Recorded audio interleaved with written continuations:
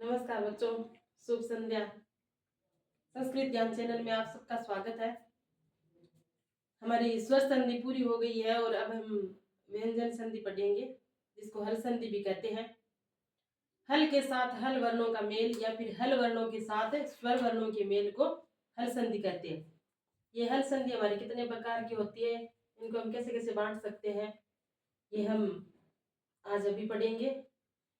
तो चलिए हम शुरू करते हैं हमारी हल संधि या व्यंजन संधि।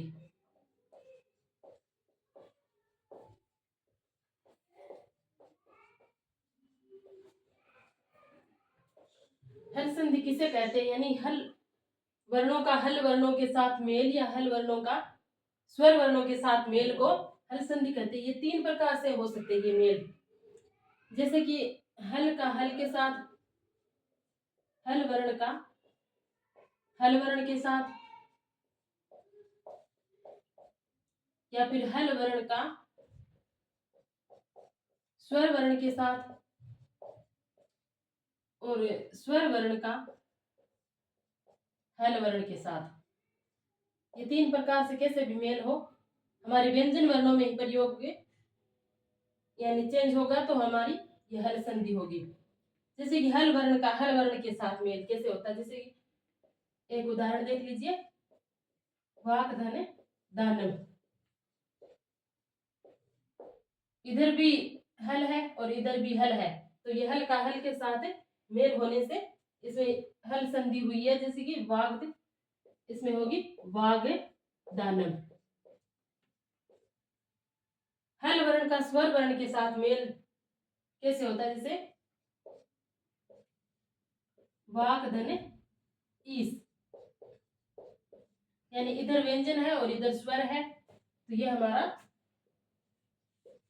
व्यंजन वर्ण का स्वर वर्ण के साथ मेल हो गया। इधर स्वर वर्ण और इधर हल वर्ण, यानी शिव धन छाया।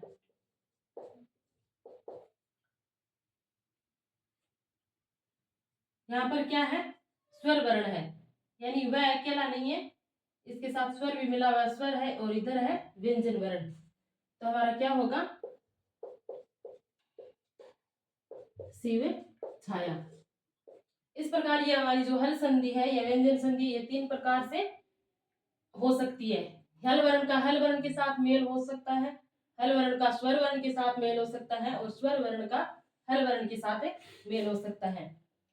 इस प्रकार व्यंजन संधि के जो अनेक भेद या उनके उपभेद बताए गए हैं, ये कोई प्रॉपर पता नहीं है कि हल संधि के कितने भेद है, ऐसे एग्जामिनर पूछते भी नहीं है, क्योंकि जिस प्रकार से हम पढ़ते हैं कितने ही भेद या उपभेद इनके बना सकते हैं हमारी पढ़ने के लिए। जैसे व्यंजन संधि हम पढ़ने के लिए तीन हमारे भेद बना सकते हैं सरलता से पढ़ने के लिए, कि व्यंजन संधि किन किन वर्णों में होती है, कैसे कैसे होती है। जैसे एक तो हमारी जो व्यंजन संधि है योग मात्र में संधि होती है, जैसे योग मात्र में संधि होती है। योग मात्र का मतलब है कि यानी वर्णों का केवल वर्णों में ही परिवर्तित होना ही संधि है। जैसे कि हमारी स्तुत्व संधि है,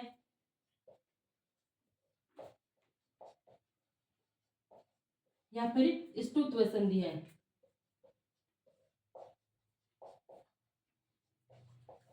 स्तुत्व संधि यानी स्तो चुना स्तु, यानी जो सह वर्ग और च वर्ग है, अगर उनके पश्चात तय वर्ग और वो यानी दंत स रहे, तो हमारा स है वो तालव्य स में और तालव्य वर्णों में च वर्ग में बदल जाता है।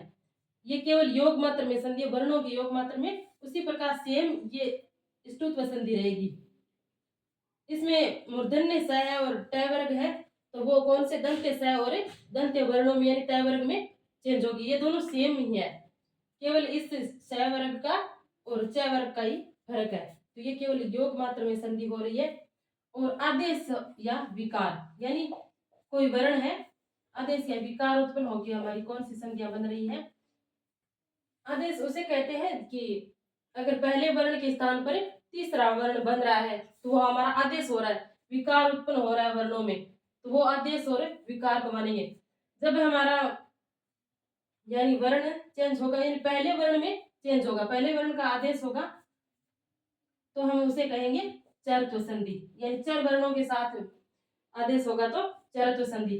फिर हमारा जो जस प्रत्याहार है उनमें चेंज होगा, आदेश या विकार होगा तो वो हमारी होगी जसत्व संधि।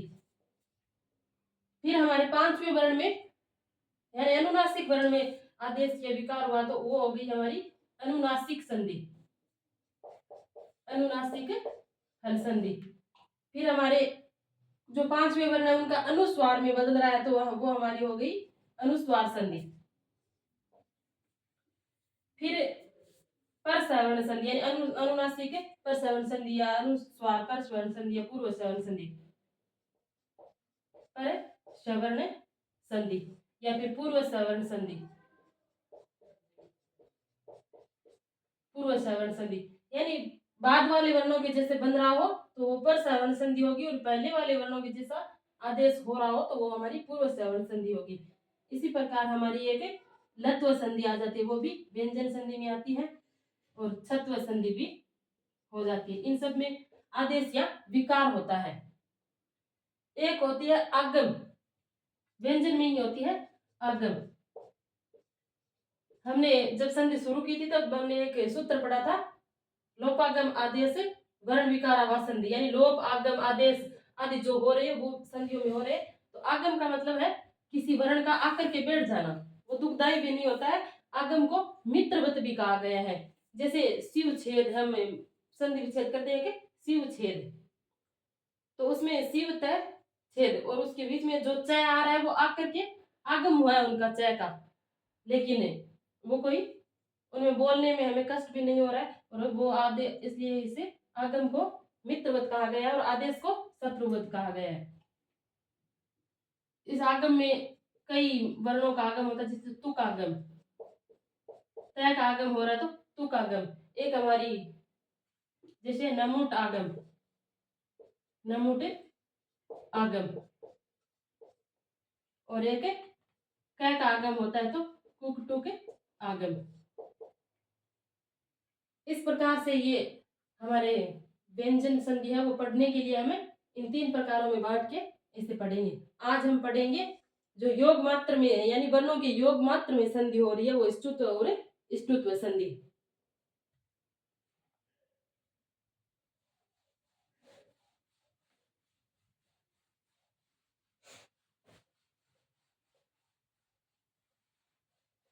तो हम ष्टुत्व संधि पढ़ेंगे। ष्टुत्व संधि का सूत्र है स्तो ष्चुनाम ष्चु, ये हमारी रहेगी ष्टुत्व संधि, ष्टुत्व संधि।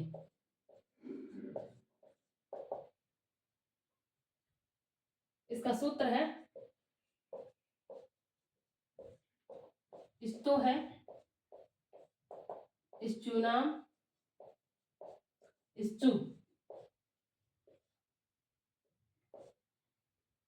यानी इस स और त वर्ग में ये स और च वर्ग बदल जाना, इसका कोई फर्क नहीं पड़ता। प्लस से बाद में चाहे त वर्ग और स रहे या फिर प्लस के बाद में स या त वर्ग रहे, चेंज इनको ही होना है, हमेशा त वर्ग को ही, दंत वर्णों को ही चेंज करना है।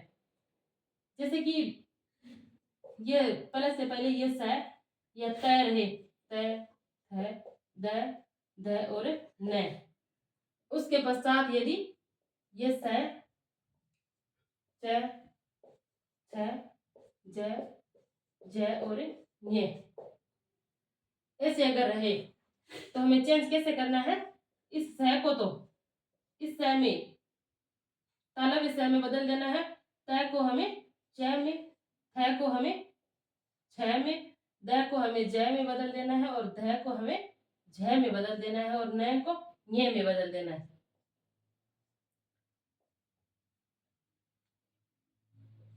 प्लस के पहले रहे ये वर्ग या फिर प्लस के बाद में रहे, ये कोई फर्क नहीं पड़ता, ये केवल योग मात्र में संधि है, चेंज इनका ही होगा। ये त थ द ध न ये पांचों वर्ण प्लस के बाद में भी आ सकते हैं, पहले भी आ सकते हैं, लेकिन चेंज इन्हीं को करना है। तो ये हमारी स्तुत्व संधि ऐसे होगी, जैसे आप उदाहरण देख लीजिए।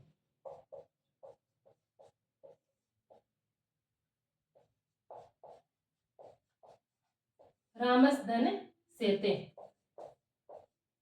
तो हमें चेंज क्या करना है, हमने देखा था कि इसी सह को, दंत्य सह को ही चेंज करना है, इस सह को चेंज नहीं करना है। तो हम क्या चेंज करेंगे, रामस सेते, जैसे हरीश सेते, तो हरीश, इस दंत्य सह को हमें तालव्य सह में बदल देंगे। आपको दंत्य सह और तालव्य सह का पता चल ही गया होगा, क्योंकि हम वर्णों के उच्चारण स्थान है वो पढ़ चुके हैं।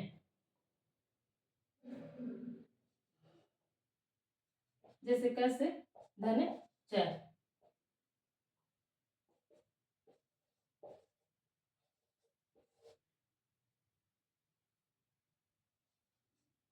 जैसे महान धन जय, तो महा न को ये में चेंज कर देंगे, महाय जय।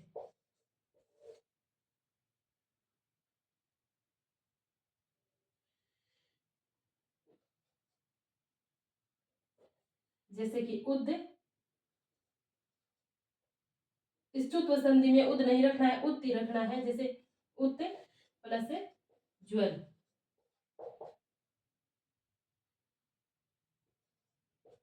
उज्ज्वल।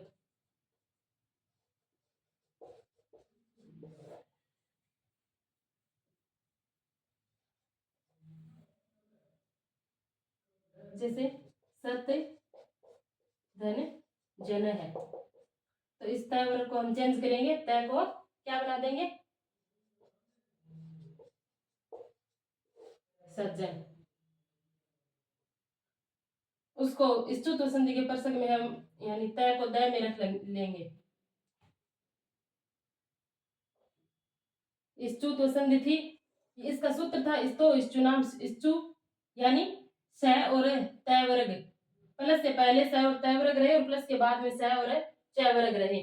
तो चेंज करना है हमें, स को इस स में बदल देंगे, तय को च में, और थ को छ में, द को ज में, और ध को झ में, और न को ये में बदल देंगे। इससे कोई फर्क नहीं पड़ता कि ये प्लस से पहले रहे या बाद में, चेंज केवल दंत्य वर्ग ही होंगे। जैसे कि उदाहरण है हमारा रामस धन सेते, तो इस स को इस सेम स में चेंज कर देना है। ये केवल योग मात्र, वर्णों की योग मात्र में संधि हो रही है, नहीं इस स को इस स में ही बदल रहे हैं, तो ये हमारी योग मात्र में संधि हो रही है। तो क्या है, ये व्यंजन संधि। फिर ऐसे ही स्तुत्व संधि है।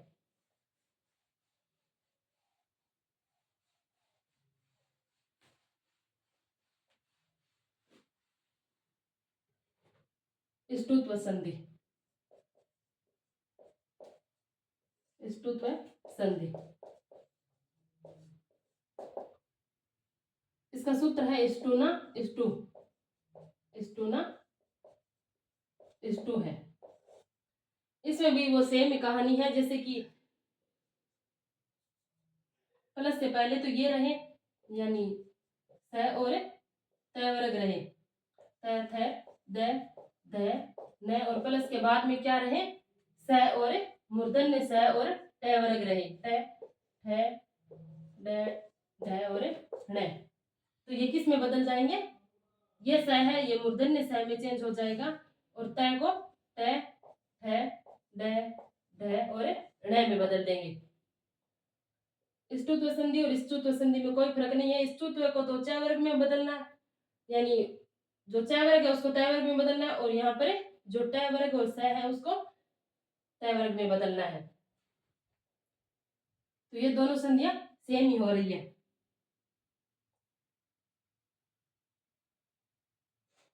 इसके उदाहरण देख लीजिए। जैसे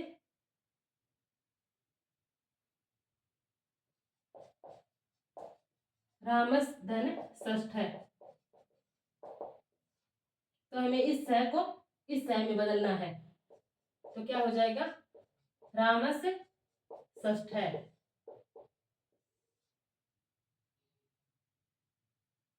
जैसे तत धन टीकते,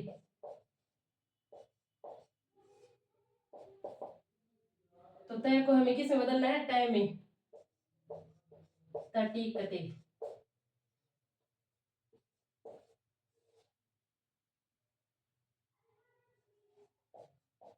जैसे कस धन सकार है,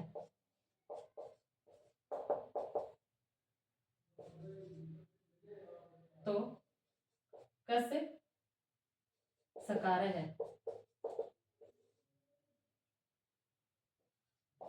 जैसे उद प्लस डीन है, तो इस द को ड में चेंज कर देंगे, तो उड्डीन है।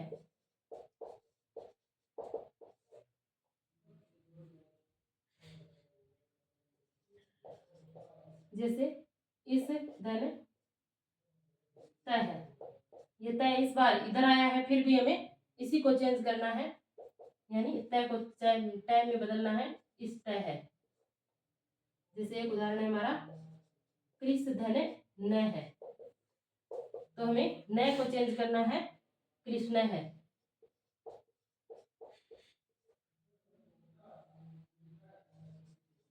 जैसे युधिष धन थीर है, तो हमें चेंज केवल तय वर्ग और दंत से ही करना है, तो हमें इस थ को ही चेंज करना है। जैसे युधिष्ठिर है।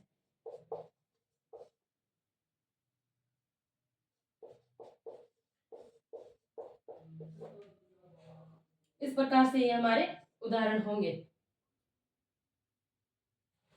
ये हमारी स्तुत्व संधि और स्तुत्व संधि थी, जिसको केवल तय वर्ग में तय वर्ग को ही चेंज करना था। एक बार स्तुत्व में तय वर्ग को चेंज करने करके तय वर्ग में चेंज करना था, और स्तुत्व संधि में तय वर्ग को तय वर्ग में बदलना है। इस प्रकार हमारी ये दो संधियां थी। और अब हम पढ़ेंगे विकार या आदेश वाली संधियां, यानी वर्णों में विकार या आदेश कैसे होते हैं, वो संधियां हमें पढ़ेंगे।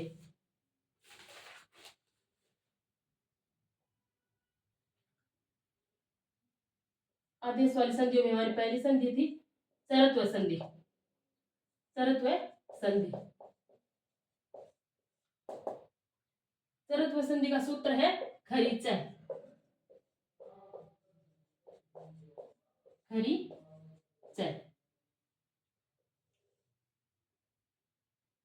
खरी परे जलाम चरस्यु, यानी जो जल वर्णों के पश्चात पहले जल वर्ण हो और प्लस के पश्चात खर वर्ण हो।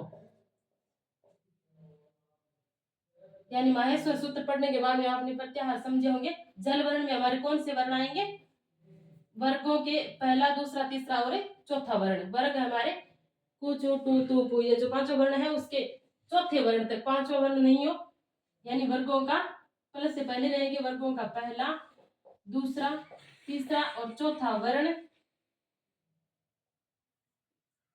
और प्लस के पश्चात क्या रहेगा,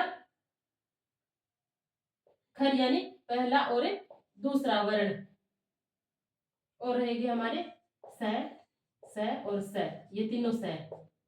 अगर ये रहता है, यानी वर्गों के पहला दूसरा तीसरा चौथे वर्ण के बाद में अगर पहला और दूसरा वर्ण या फिर स ये रहते हो, तब तो हमारी चरत्व संधि होगी। और यानी हमारे वर्गों के पहले दूसरे तीसरे चौथे वर्ण के पश्चात अगर तीसरा चौथा पांचवा वर्ण रहे, तब हमारी जसत्व संधि होगी। ये उदाहरण में समझ में आएगी। उदाहरण देख लीजिए, और इसको चेंज किस में करना है, हमें पहले वर्ण में बदल देना है। चरत्व यानी च से पता चल रहा है आपको ये पहला वर्गों का पहला वर्ण है, तो इसको अगर पहला और दूसरा वर्ण रहता है, तो यहाँ जो भी वर्ण आ रहे हैं जिस भी वर्ग का, यानी अगर च वर्ग का कोई भी तीसरा वर्ण आ रहा है तो उस जय आ रहा है तो उसको क में चेंज कर देंगे। अगर ट वर्ग का भी कोई सा भी वर्ग आ रहा है तो उसको ट में बदल देंगे। और तय वर्ग का भी कोई वर्ण आ रहा हो तो तय में बदल देंगे। प का आ रहा हो तो प में बदल देंगे। संधि करते टाइम हमें पहले वर्ण में चेंज करना है, वो हमारी चरत्व संधि होगी।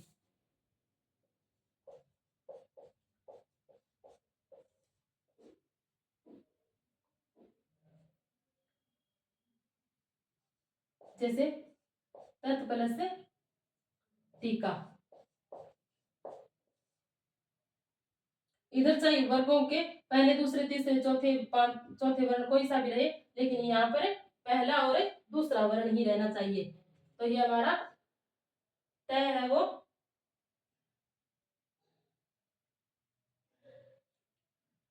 नहीं, ये गलत हो गया, ये तो उसमें होगा।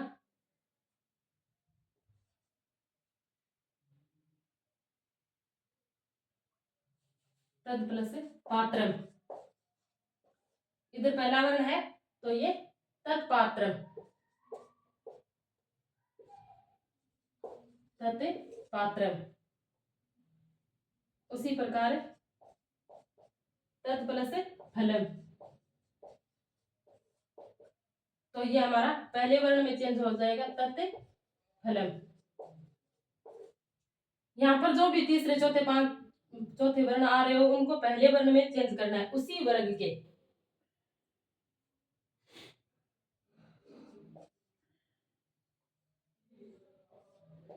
उद प्लस सा है। तो द का पहला वर्ग का कौन सा है? तय, तो उत्साह है।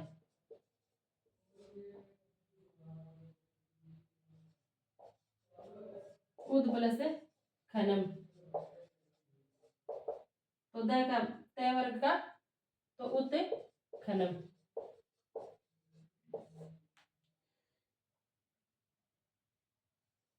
जैसे उद प्लस पनय तो उत्पन्न है।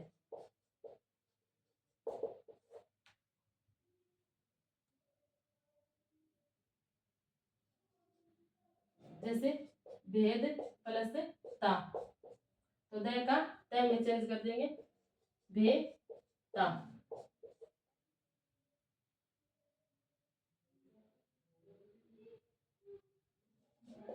जैसे वाग प्लस सु, तो इस ग का पहला वर्ण है वाक सु।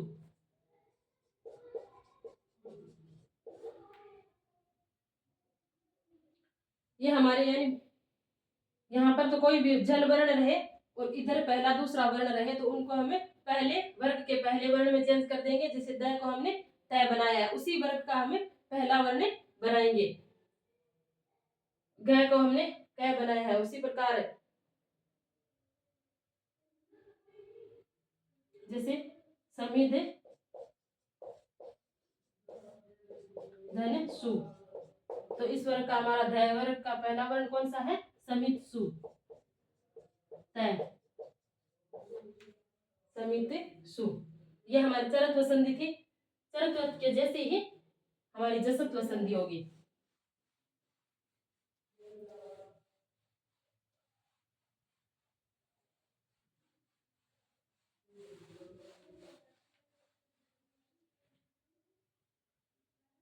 जसत्व संधि,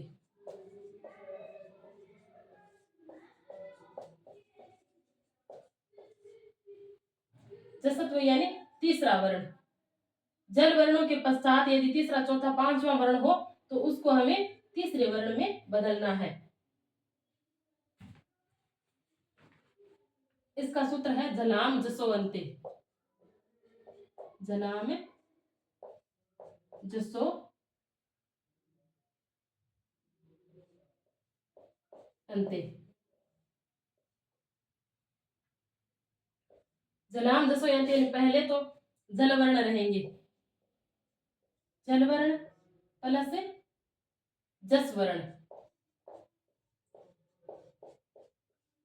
तो वो हमारे जल वर्ण। इधर वाले जो वर्ण है, चाहे कोई भी वर्ण हो, पहला दूसरा तीसरा चौथा वर्ग का, उसको हमें तीसरे वर्ण में चेंज कर देंगे। जस वर्णों में कौन कौन से आ रहे? ज ब ग ड द स, यानी पूरे के पूरे तीसरे वर्ण आ रहे इधर वाले चाहे, लेकिन उसी वर्ग का तीसरा वर्ण में बदलना है। जैसे कि उदाहरण देख लेते हैं हम थोड़े। जल वर्णों का वही मतलब है, वर्ग के जय ब ये जय से लेकर के लय तक, यानी वर्ग का पहला, दूसरा, तीसरा, चौथा वर्ण पहले से पहले रहे और उसके बाद में तीसरा, चौथा, पांचवा वर्ण रहे,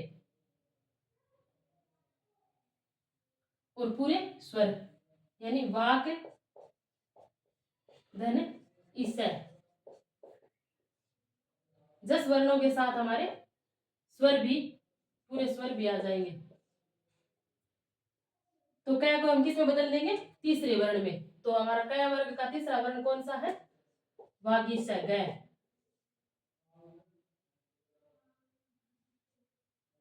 जैसे वाक धन ईश्वर, तो ये हो जाएगा वागीश्वर।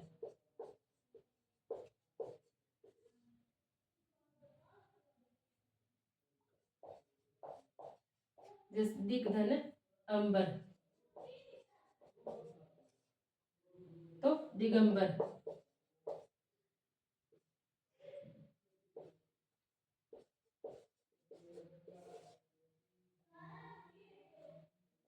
जैसे सट धन ऋतु,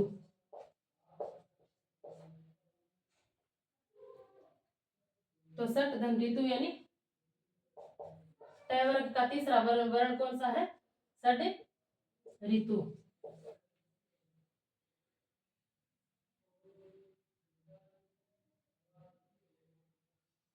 उसी प्रकार अच धन अंत, तो च वर्ग का तीसरा वर्ण कौन सा है? जय, तो अजंत।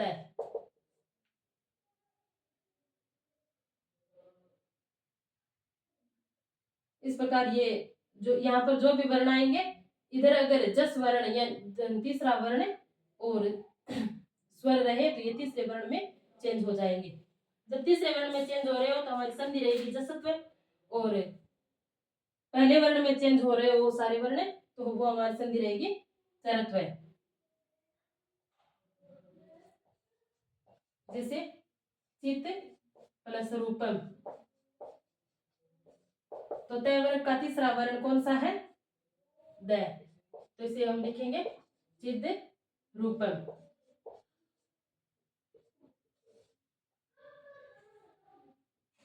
जैसे अपधन धी, तो पै वर्ग का तीसरा वर्ण कौन सा है?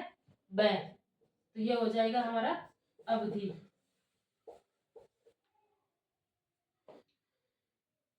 इस प्रकार ये हमारी जसत्व संधि है। जसत्व संधि में पहले जल वर्ण रहे, जल वर्ण का मतलब है वर्ग का पहला, दूसरा, तीसरा और चौथा वर्ण प्लस से पहले रहे, और प्लस के बाद में कौन कौन से रहे?